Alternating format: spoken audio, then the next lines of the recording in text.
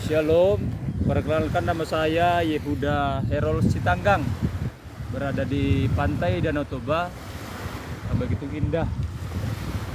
Saat ini saya mau bersaksi bagaimana Tuhan membawa saya sejauh ini menjadi orang yang dulunya paling benar sampai sangat-sangat memiliki orang tua pun itu bermasalah bagi saya. Dimana saya bertanya dan berkata, kenapa saya dilahirkan di keluarga ini, termasuk dari sejak saya menginjak usia memasuki SD saya mengalami kecacatan fisik, yaitu mata yang rusak dan sampai sekarang tidak bisa melihat sebelah kiri. Tapi seiring berjalannya pengenalan saya dengan Tuhan, bahwa Tuhan itu mengajar saya sebuah yang namanya keteguhan iman, di mana Tuhan mengajarkan saya bahwa saya tidak perlu mengurusi apa yang menjadi masalah saya, karena Tuhan sendiri yang mengurusinya.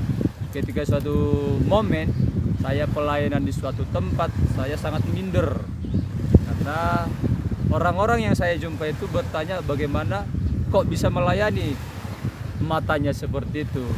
Jadi pada saat itu saya bergumul dengan Tuhan, dan saya bertanya, bahkan memprotes sama Tuhan, di mana momen itu secara singkat perjalanan pelayanan saya itu ada beberapa orang setelah saya doakan mengalami kesembuhan.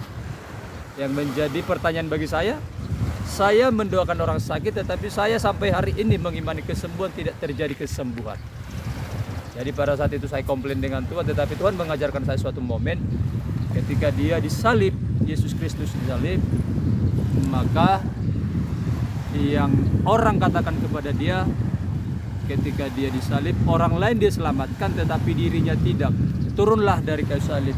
Pada saat itu Tuhan menggambarkan dirinya kepada saya bahwa dia diolok, dia dikucilkan, dia dimaki ketika dia disalibkan. Sama ketika saat itu saya mengalami pemulihannya di situ, ketika pernyataan itu Tuhan berikan kepada saya secara pribadi, bahwa Tuhan pun mengalami ejekan dan olokan ketika dia disalib. Maka saat itu pemulihan hati saya sembuh, dan semenjak itu saya semakin mengalami kasih untuk pelayanan di dalam Kristus. Shalom, terus memberkati.